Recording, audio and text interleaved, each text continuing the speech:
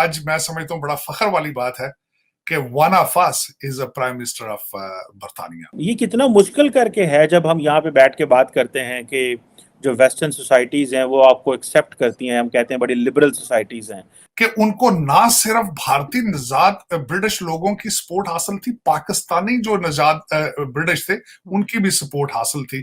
Prime minister तो दूर की बात है, आपको सरकारी महकमे में कोई चपरासी भी रखने की जो है ना वो नहीं सोचता।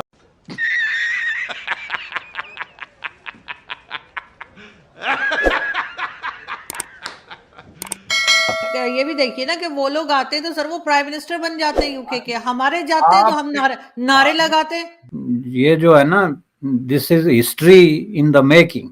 ये एक बहुत बड़ा वाकया है, बहुत बड़ा हिस्टोरिकल वाकया है और इसमें बहुत सारे लेसन्स हैं कि आजकल कुछ इकोनॉमिक डिप्लोमेसी भी हो रही है। हमारे एलीट को अब ये खुद आपस में बैठकर तय करना है, पॉलिटिकल और एस्टैब्लिशमेंट। कंपैरिजन तो है नहीं ना, कंपैरिजन मैंने तो करना ही छोड़ दिया, उसकी वजह फजूल टाइम जाया करना। आपका कंपैरिजन तो बांग्लादेश के साथ भी नहीं है आरजू, आपका कंपैरिजन इस वक्त सोमालिया और अफगानिस्तान है। क्या बात है सर, क्या बात है सर, क्या बात, ये बात है। क्योंकि आपको तरबियत दी जा रही है। आपका जो ऑक्सफोर्ड ग्रेजुएट, आपका मदीना, आपकी रियासत मदीना का जो आर्किटेक्ट है, आपको किस चीज की ट्रेनिंग दे रहा है? जिहाद की। गजब बेइज्जती है। जरा देखें, दुनिया का अलमिया देखें कि आपका ऑक्सफोर्ड ग्रेजुएट जो है, और आपको यहां पे ये भी बताना चाहूंगा ऋषि सोनक भी ग्रेजुएट है ऑक्सफोर्ड का, लिंकन का। पाकिस्तान में 20 करोड़ लोग जो हैं उनमें हैरत अंगेज तौर पे जो है ऐसे लोग भी हैं जिनमें ऐसी करिश्माती और अजीब और गरीब किस्म की सलाहियतें हैं, लेकिन वो कोई रक्षा चला रहा है, कोई कुछ कर रहा है, चूंकि वो एक ऐसे माहौल से उनका साबका है कि जिसमें सलाहियत की कोई अहमियत नहीं है।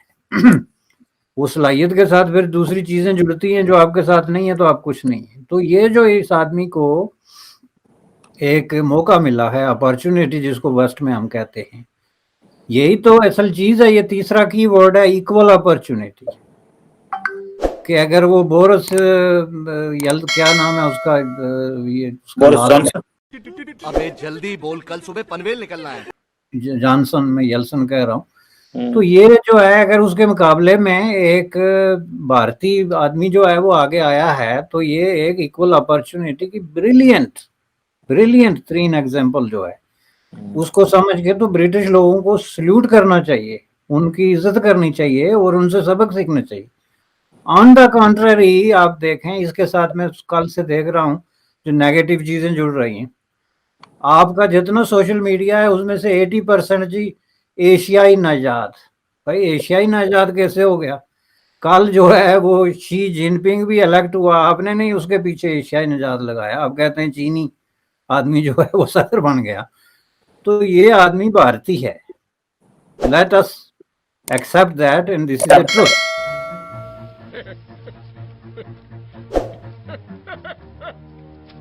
तो उसको मेरिट दे भाई, उसको मेरिट दो। अब बात डेमोक्रेसी की भी करते हो, मेरिट की भी करते हो, अपॉर्चुनिटी भी करते हो, और अपना दिल इतना काला है कि ये बात मुंह से निकालते हुए कि भारतीय नहीं, ये एशियाई हो गया, क्योंकि उसमें हम भी घुस सकते हैं कि भारतीय के नाम पे एशियाई हो गए तो हम भी घुस सकते हैं, इसलिए बंदा हमारा ही। अब ये चीज देखें, इसको क्या कहते हैं? ये तस्बात, बायस्ड किस्म की ओपिनियंस, वो सड़ियलपन जो होता है, जेलसी, ये सारी चीजें जो है वो इसके साथ जाके जुड़ती हैं। तो उससे फिर आप बंदे को जो है ना वो अंडरमाइन कर रहे हैं, उसकी अचीवमेंट्स को, उसकी चीजों को जो है ना वो इस तरीके से मैं समझता हूँ कि देखना चाहिए।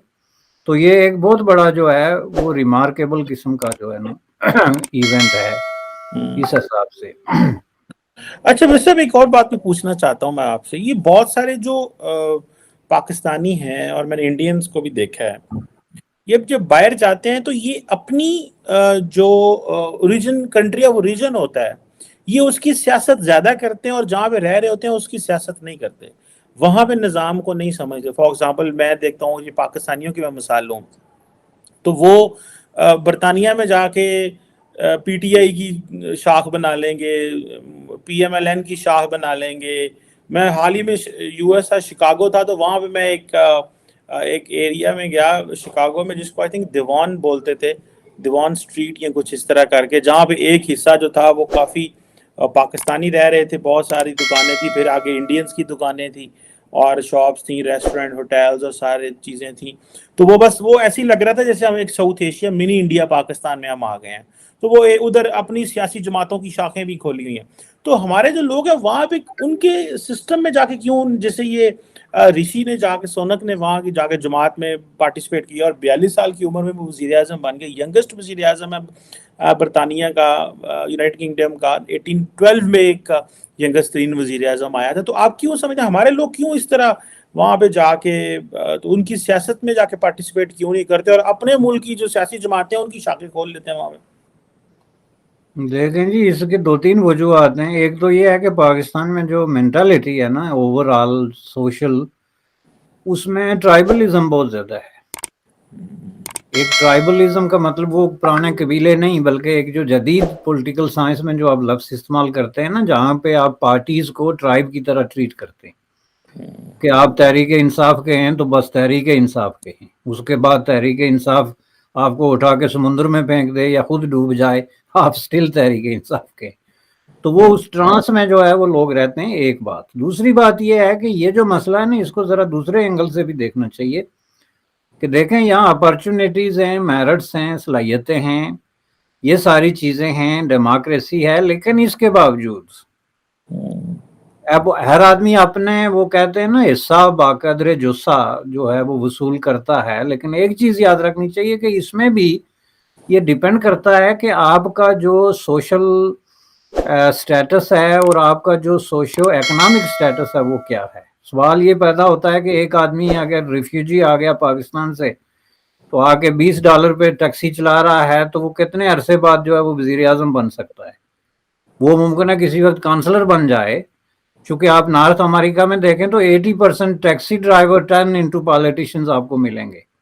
लेकिन इतना आगे जाने के पीछे एक क्लासिज्म को भी आप इग्नोर नहीं कर सकते, इसको भी देखना चाहिए। अब ये जो आदमी है जो भारतीय ओरिजिन का अभी हमने जिक्र किया और उसको क्रेडिट दिया उसके मेरिट और स्ट्रगल और हर चीज का, लेकिन इसका दूसरा पहलू ये है कि वो जो है ना एक एलीट से उसका ताल्लुक है। उसका जो ससुर है he is one of the richest person, उसकी जो वाइफ है she is one of the richest person. तो उसको बर्गर किंग पे जो है वो काम करने की जरूरत नहीं है, या उसको स्ट्रगलिंग जो होते हैं ना हमारे इंडियन पाकिस्तानी मोस्टली स्ट्रगलिंग, बल्कि आप इंडियन को इसमें अब ब्रैकेट नहीं कर रहे हैं, चूंकि अब इंडियन स्ट्रगलिंग नहीं है। इंडियन अब आते हैं आईटीज में, प्रोफेसरिंग में, मेडिसिन में, नर्सिंग में, इस तरह की चीजों में। पाकिस्तान से मोस्टली स्ट्रगलिंग लोग जो आते हैं तो वो फिर आपने जाके आपको गीटोज की जरूरत तो पड़ती है ना, क्योंकि आपने एक बस्ती बसानी है, उसमें एक दुकान खोलनी है। ऊपर से आपकी मुसीबत यह है कि आपने बच्चे भी इस्लामी स्कूल में पढ़ाने हैं। आप अगर लाहौर में हैं तो आपने बच्चे इंग्लिश स्कूल में पढ़ाने हैं, वो लॉरेंस कॉलेज और एचिसन कॉलेज में पढ़ाने हैं। आप अगर लंदन में हैं तो बच्चे इस्लामी स्कूल में पढ़ाने। बेशक वो मौलवी साहब को अंग्रेजी का एक हर्फ ना आता हो और आइडिया ही ना हो कि वो कहाँ खड़ा है और इस मुल्क का निज़ाम तालीम क्या है। मेरा कोई 20 लोगों से इस बात पे आर्गुमेंट हुआ है यहाँ पे कि ये बच्चों को आप इस तरीके से मसख मत करें। ये बच्चे जो हैं ये आप मुकाबला नहीं कर सकेंगे कल जाके तो इस सोसाइटी का, चूंकि इनका बेसिक आपने जो है ना वो एक सिचुएशन ऐसी क्रिएट कर दी कि वो अब ये पाकिस्तान में बहुत म्यारी किस्म के इस्लामी स्कूल है। मैं इस्लाम की बात नहीं कर रहा, लेकिन ये जो इस्लाम के नाम पे यहाँ आटे खुल रहे हैं उनमें कोई मेरिट और कोई वो म्यार नहीं है। वो जस्ट लोगों की एक नफ्सियाती कैफियत जो है उससे फायदा उठाने वाली बात है। ये भी फिर लोगों को आइसोलेशन की तरफ ले जाती है।